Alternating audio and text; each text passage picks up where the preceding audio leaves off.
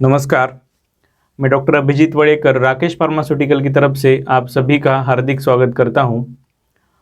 आज हम पशुओं में फास्फोरस की कमी क्यों आती है, उसके क्या लक्षण पशुओं में दिखते हैं और उसका उपचार किस प्रकार करना है, इसके बारे में आज हम इस वीडियो में आपको जानकारी देंगे। इसके पहले मैं सभी को बताना चाहूँगा कि आप हमारा YouTube channel Rakesh pharmaceutical subscribe करें और हमारे फेसबुक पेज पे हम फेसबुक लाइव नए टॉपिक पे करते हैं, तो अधिक जानकारी के लिए आप हम फेसबुक पेज को फॉलो करें। तो आज पशुओं में होने वाली फास्फोरस की कमी और उसके लक्षण और उसके उपचार के बारे में आज हम जानकारी देंगे। तो शुरुआत करते हैं, पशुओं में फास्फोरस की कमी क्यों आती है, आहार में किस प्रकार फास्फोरस की कमी आती है वो मैं पहले आपको बताना चाहता हूँ। इस प्रकार हम पशुओं का चारा लेते हैं तो ज़मीन में ही फास्फोरस की कमी होने के कारण, मिट्टी में ही फास्फोरस कम होने के कारण पशु के चारे में फास्फोरस कम आता है और पशु के शरीर में फास्फोरस की कमी आती है।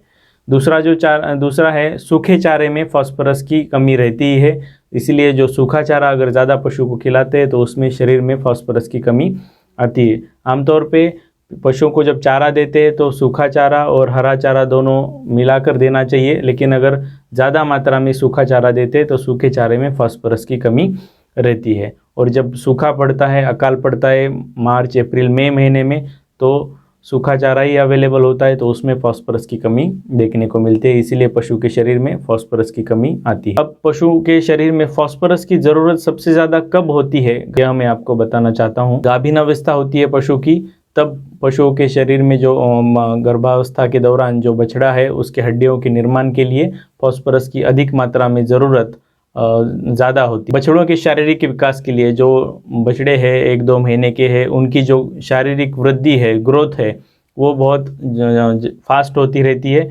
इसीलिए उस ग्रोथ के दौरान फास्फोरस की जो हड्डियों का विकास होता है वो काफ़ी तेज़ी से होता है। तो हड्डियों के विकास के लिए, शारीरिक विकास के लिए फास्फोरस की ज़रूरत बछड़ों में और गाय भैंसों में सबसे अधिक होती है। जितना पशु ज़्यादा दूध देता है तो दुधारू पशुओं में भी, जो ज़्यादा दूध देने वाले पशु हैं, उनमें फास्फोरस की ज़रूरत सबसे अधिक होती है।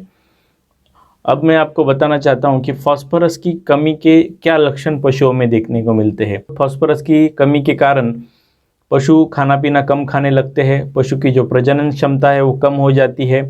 लगभग पशु की प्रजनन क्षमता कम होने के कारण रिपीट ब्रीडिंग की समस्या, पशु बार बार रिपीट होते हैं, तो फास्फोरस का भी एक उसमें बहुत बड़ा रोल है। तो फास्फोरस की कमी रिपीट ब्रीडिंग वाले पशुओं में भी ज़्यादा देखने को मिलती है।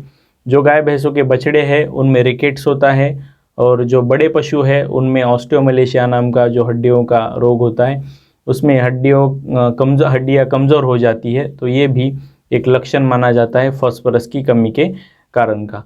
इसके बाद जो पायका होता है मेनली पशुओं में, जब मार्च अप्रैल मई महीना फरवरी के बाद अभी आप देखोगे तो गाय है, भैंसे है, बछड़े है, वो अगर शरीर में फास्फोरस की कमी आ गई है तो प्लास्टिक खाते हैं, कागज़ चबाते हैं, जो भी न पाचन होने वाली चीज़ें, लोखंड है, आयरन है, उसको चाटते हैं, कागज़ है, प्लास्टिक है, ऐसी चीज़ें ज़्यादातर पशुओं के खाने में आ जाती है, तो इसको पायका बोलते हैं। तो ये पायका की समस्या भी ज़्यादा मात्रा में पशुओं में फास्फोरस की कमी के कारण देखने को मिलती है।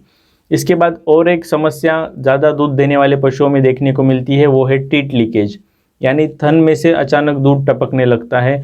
जो थन की जो मांसपेशियाँ है वो कमज़ोर पड़ जाने के कारण, फास्फोरस उनमें कम हो जाने के कारण वो मांसपेशियाँ कमज़ोर होती है और थन खुला रहता है, इसी के कारण थन में से दूध टपकने लगता है। तो ये भी एक फास्फोरस की कमी का लक्षण माना जाता है। और प्रसव के बाद जो गाय भैंसें अपने पैरों पे खड़ी नहीं हो पाती, तो इनमें भी फास्फोरस की काफ़ी मात्रा में कमी देखने को मिलती है।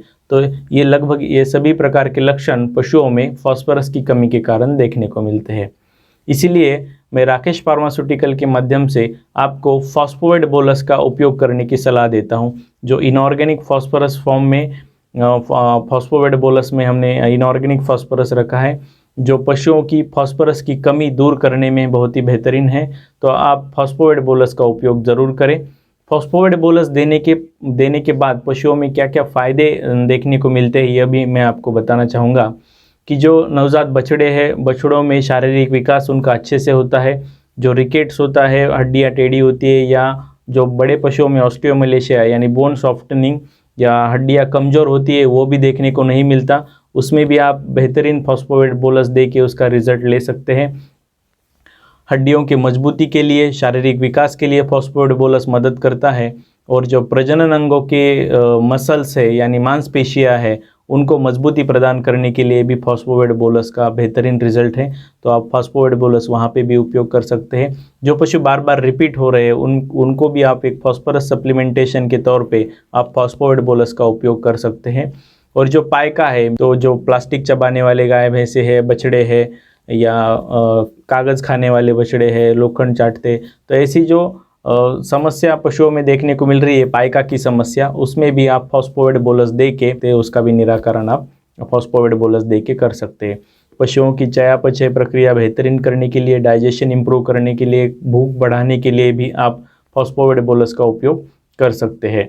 तो और प्रेगाभिन अवस्था में भी आप भ्रूण के हड्डियों के विकास के लिए भी फॉस्फोएड बोलस दे के वहाँ पे भी आप बढ़िया सा फॉस्फोएड बोलस का उपयोग कर सकते हैं फॉस्फोरस की कमी पूरी करने के लिए।